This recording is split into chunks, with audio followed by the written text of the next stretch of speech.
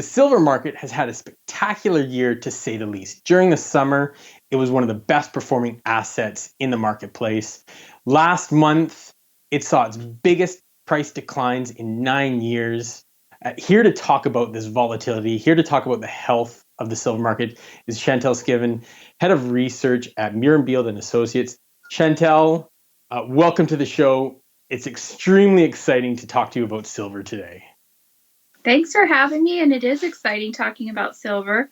We've recently launched into a really in-depth research on silver. We've always followed it, and we've done forecasts for individual clients, but we recently launched our first official publication solely devoted to silver. Yeah, and I was actually going to mention that too. I mean, Martin Murenbeeld has been this preeminent voice in the gold market for decades. So it's exciting to see this team jump into silver, and what a time to jump into silver. So I got to ask, why the move? I mean, it's something that you and I have been talking offline. It's something that your clients have been asking a lot about. That's correct. So the real reason now, and you're correct, Dr. Murenbeeld has been doing gold research since the 1970s. We follow it. I've been with him for over a decade, and we follow it really, really closely. We've had clients over the years ask about it, and last year we were approached by a few clients actually asking about silver price forecasts and the future of silver. And we were very fortunate. At the same time, we've teamed up with Dr. Tom Brady, and he was the former chief economist at Newmont, and he's now the executive director of the J.P. Morgan Commodity Center at the University of Colorado at Denver. And he said he's done some guest articles for us in the Gold Monitor, and after we had more clients approaching us about silver official forecasts, we said we've been working on getting that put together. So he's our lead. Him and I are leading the silver publication. So it was just great timing all the way around. And I would say now we couldn't even ask for a better time, as silver is starting to kind of find footing, and the time is right for silver to do well. Do you think silver has more to go this year? So for this year, I think we're in so silver is even more so than gold in the kind of seesaw between recession and reflation in these types of environments. So you really saw gold lead the way at the beginning of the year, and then silver, and we saw that ratio get really out of balance, and everybody, we're really watching that. And then silver took off, and then when you have those slowdowns in inflation, the Fed's kind of on hold. There was concern over whether they're going to be able to pass another fiscal bill in the U.S. You have COVID cases rising, and so the recessionary fears really dominated in that time frame. And now we've kind of seen it trade a bit sideways. And so for the rest of this year, I think through the election, we're going to see, it trade a little bit more sideways. But I think starting next year is when we're really going to see the price get a momentum again. And, the biggest factor for silver in these types of environments is real interest rates. And negative real interest rates are what, really, that's very negatively correlated. So we're going to see those, I think the real interest rates, the tips yields go back down as things improve in the economy. We're going to see the Fed kick in. We're going to see more fiscal stimulus come our way. The industrial component for silver makes this just such an interesting market to watch. There's so many dynamics. So do you think it's going to take stimulus to get silver going again? Is it that you talk about real yields? Do we need that stimulus and real yields? Like, how low do they go, do you think?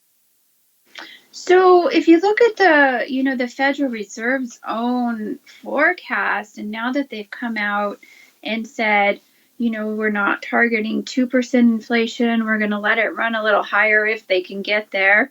And they're planning on, short-term rates being on hold until 2023, their last forecast.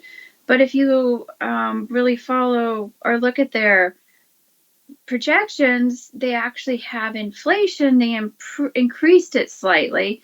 So they're actually showing a real short-term yield negative of about 1.6 going forward. And if the US now has so much debt and so much stimulus, and we're going to see more coming, that, if those 10-year yields for US start to go up, they've already talked about capping, but then kind of shied away from it. But I think we're going to see some kind of yield curve control, some kind of coming in and pulling those yields back down, which is, more printing by the Fed in order to keep that in line. And those are the two things that I think are going to really dominate the outlook and the economic environment over the next couple of years. There's some research out there that suggests that silver actually is a better inflation hedge than gold because of this industrial component. What are your thoughts on that? Well, when you really see the reflationary measures come in, you see silver very much outperform gold. And so I do think that it is, and this time I do think that we're going to continue to see it outperform gold over the next couple of years, in percentage wise. And gold has already set its all-time high. I think in the next 2 to 3 years we could see silver set its all-time high, a new all-time high. You're getting ahead of me. That was going to be sort of my next question. That's the $50 question in the marketplace right Mm-hmm. now is, does Mm-hmm. silver get there? And where do you see, on that note, where do you see the ratio falling to? I mean, it hit 125 record highs in March. How low does this go in this rebalancing act? I think we're going to see both of them really right now. We're going to see them both in alignment a bit more, meaning gold and silver. So I think we're going to see the ratio, kind of maintain, and then silver pull ahead as you start to see more stimulus come into the market. How low could it go? I mean, who thought it would get up to as high as it did? So, and it always seems like when you have those peaks go one direction, then you have the declines go even farther the other direction. So last question then. I mean, if you had to pick your metal, gold or silver, what what do you choose?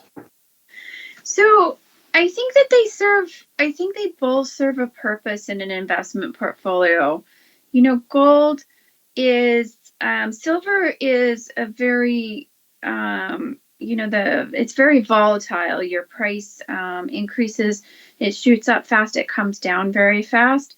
So I think if you're really capturing some short term over the next 2 to 3 years, 4 years gains, then silver can definitely have a place in there. And then gold, gold in a portfolio is 5 to 7% gold in, just to hold in a portfolio all the time is our long-term recommendation. So I think they both have a place in a portfolio or in an investment strategy. Chantelle, this has been a fantastic conversation. I look forward to talking to you more about gold and silver. Congratulations with the new project, and I wish you all the Thank you. best. Great. Thank you. It's always great to talk to you.